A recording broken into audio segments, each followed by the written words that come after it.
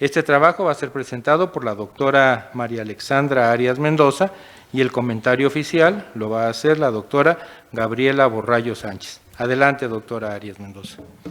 Bueno, muchísimas gracias por la oportunidad de estar aquí y de formar parte de este grupo tan selecto y más aún en este edificio que tanta historia alberga.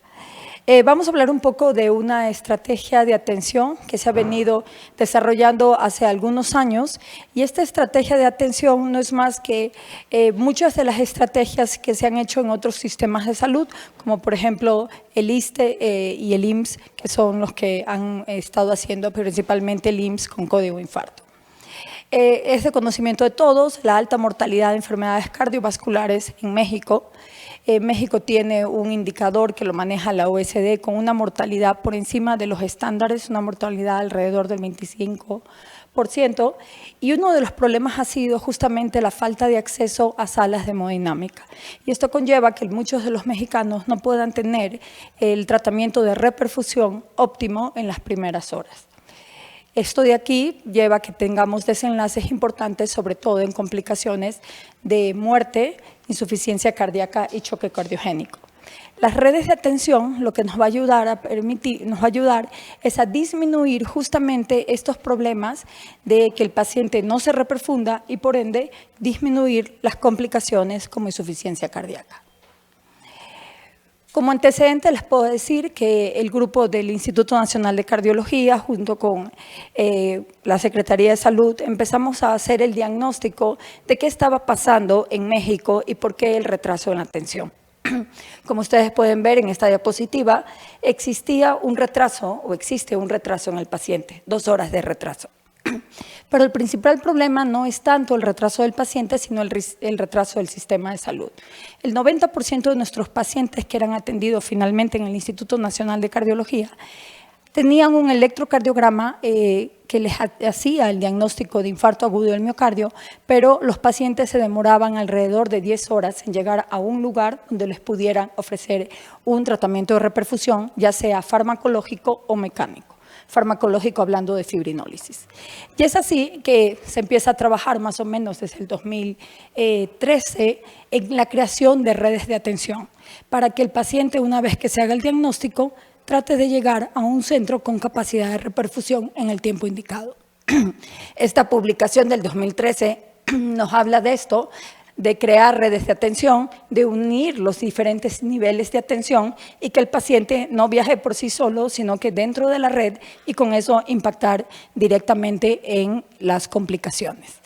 Ya hemos tenido publicaciones acerca de la red de atención y efectivamente se demostró que hacer el diagnóstico oportuno, dar el tratamiento de acuerdo a los recursos donde presenta el paciente, ya sea fibrinólisis o derivarlo a una estrategia de angioplastía primaria, disminuía principalmente la mortalidad a un valor que es un buen indicador para los organismos internacionales, que era alrededor de 5%.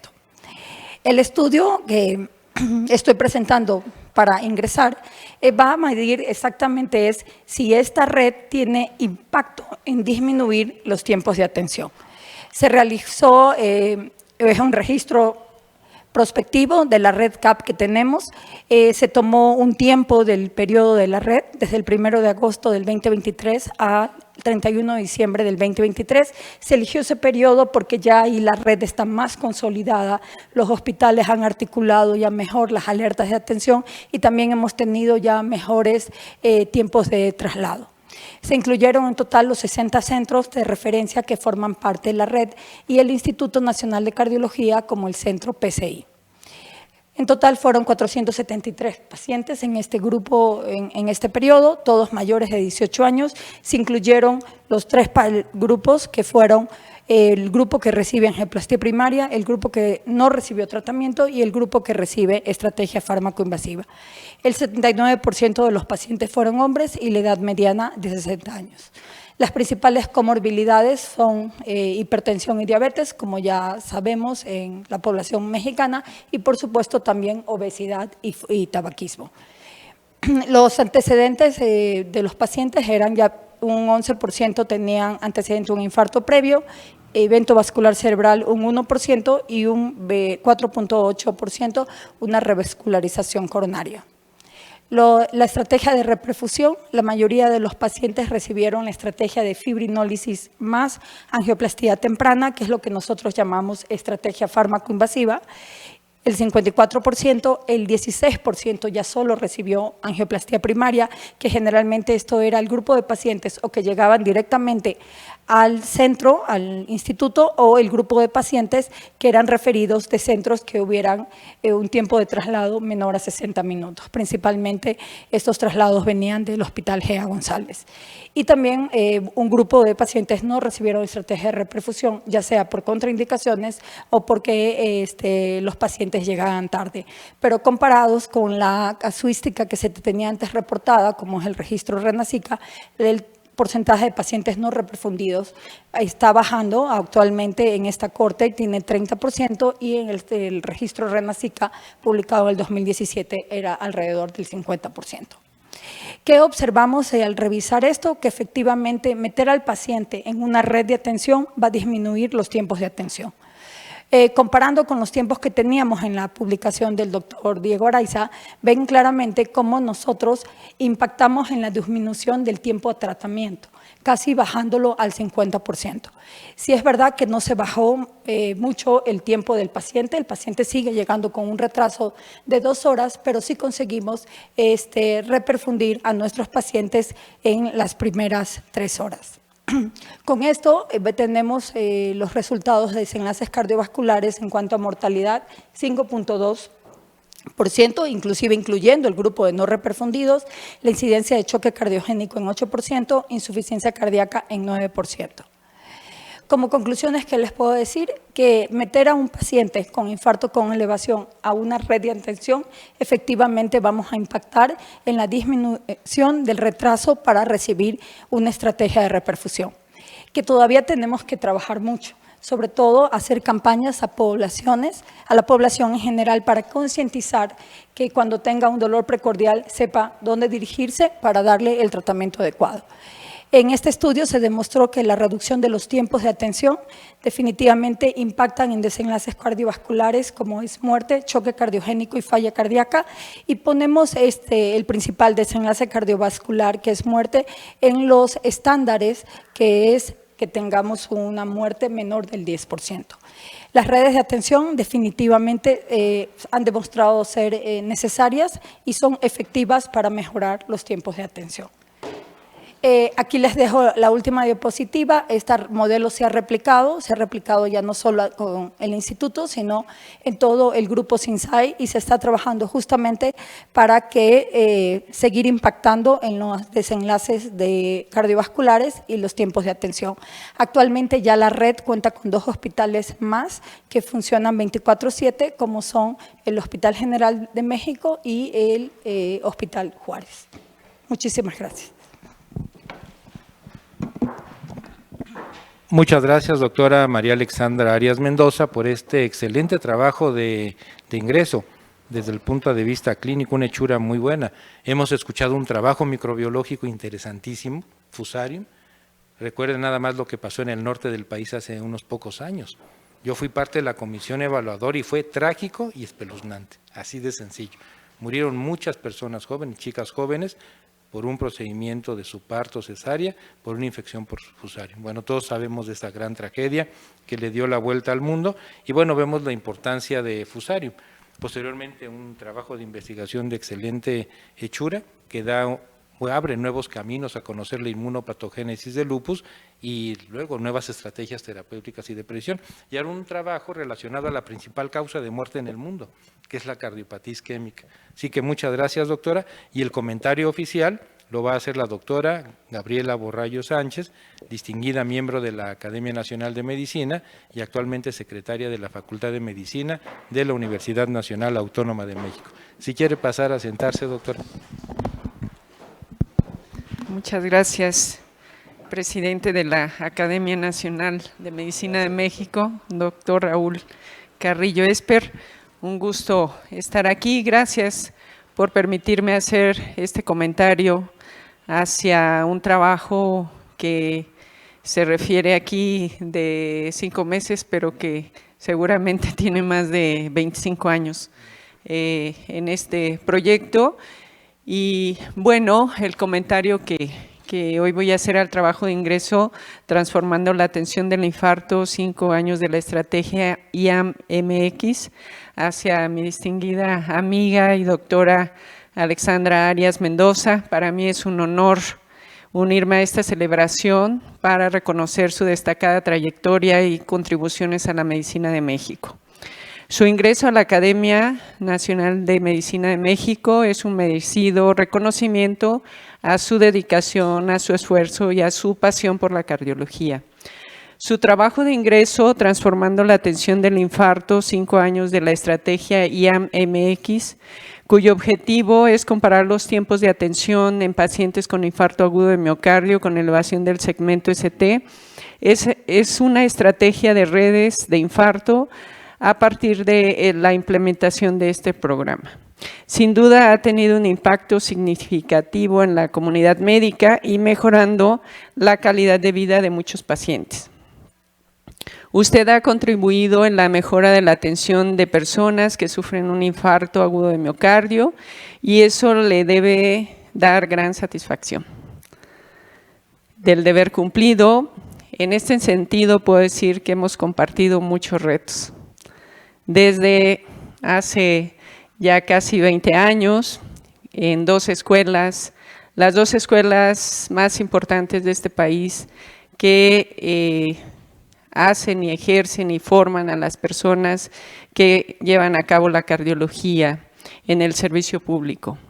Y podríamos decir que se han colocado las bases para reducir la mortalidad de la primera causa de muerte, que a propósito lo acaba de mencionar nuestro señor presidente, de las enfermedades cardiovasculares. Su trabajo de ingreso con la implementación de la estrategia IAM-MX demostró la efectividad de la creación de redes de atención, con 6 meses de seguimiento, 60 centros, 473 pacientes, 79% hombres, 21% mujeres, una edad promedio de 60 años, que por cierto son entre 5 y 10 años antes que el resto de la población mundial, y eso nos debe preocupar porque justo en su trabajo muestra que más del 50% de las personas que participan en el estudio tienen hipertensión, tienen diabetes, tienen también el hábito tabáquico y también tienen sobrepeso. Entonces ese es el gran problema que tenemos en nuestro país y por eso se atribuye esta presentación del infarto 5 o 10 años antes que en el resto de la población mundial. En su trabajo demuestra la reducción de los tiempos para el diagnóstico y el inicio de la reperfusión en casi 300 minutos. Lo cual habla de la efectividad justo de estas redes de atención.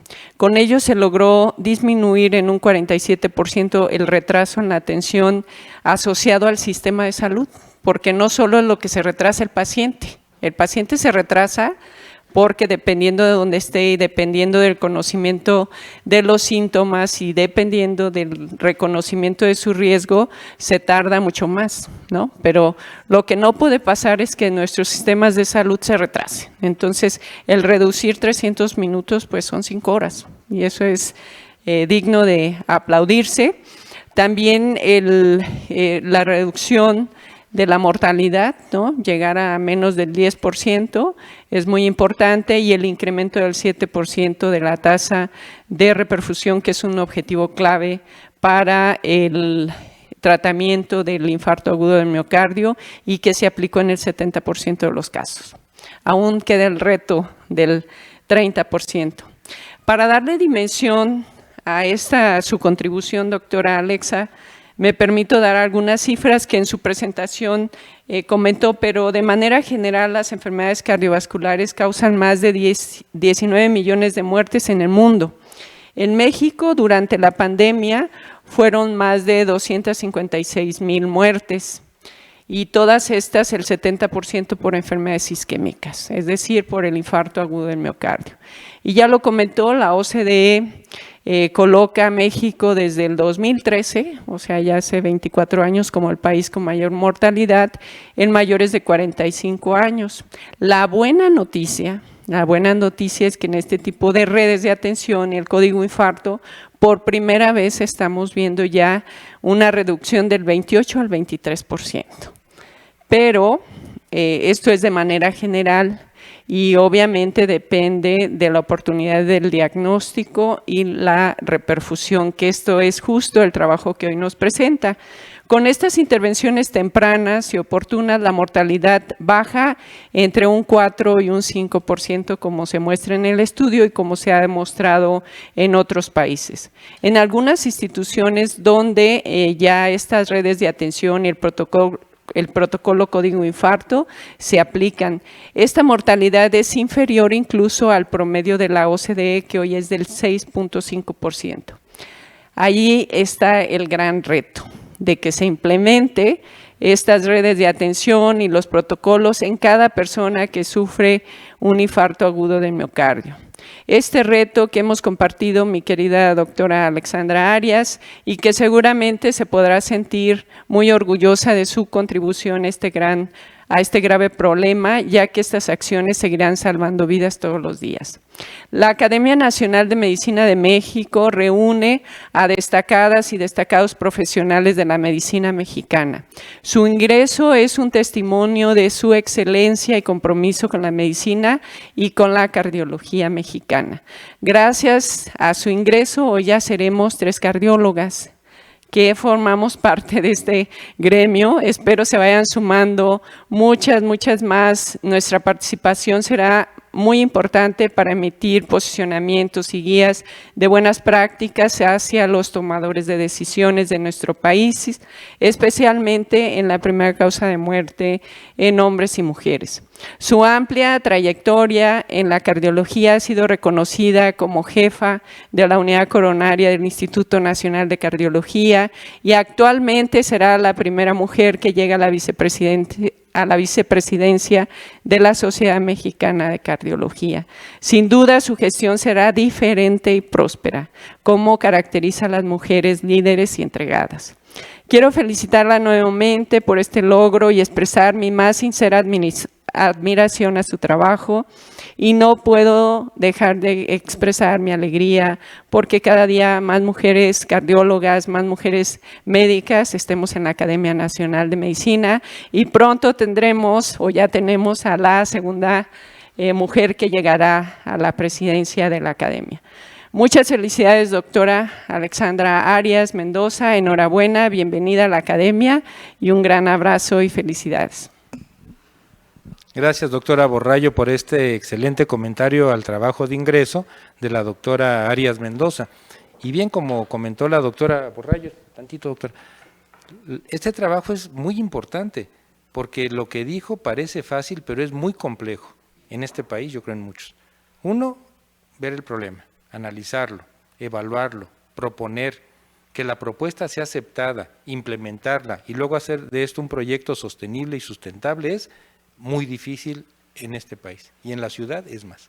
Así que este trabajo tiene una esencia clínica muy importante. Resultado de cientos de investigaciones que la respaldan después de tantos años de este trabajo de investigación en la cardiopatía isquémica y que da resultados, ha salvado vidas de muchos de estos pacientes, gran parte hubiera fallecido. Entonces ya está dando resultados, así que felicidades, es un excelente trabajo de investigación y bueno, a partir de este momento ya es miembro de la Academia Nacional de Medicina oficialmente y recibe, como le he dicho a los otros colegas, a las otras doctoras, la herencia y la responsabilidad de seguir trabajando en pro de la medicina mexicana, de la Academia y del pueblo de México. Bienvenida, doctora, y gracias por el comentario, este excelente trabajo de ingreso.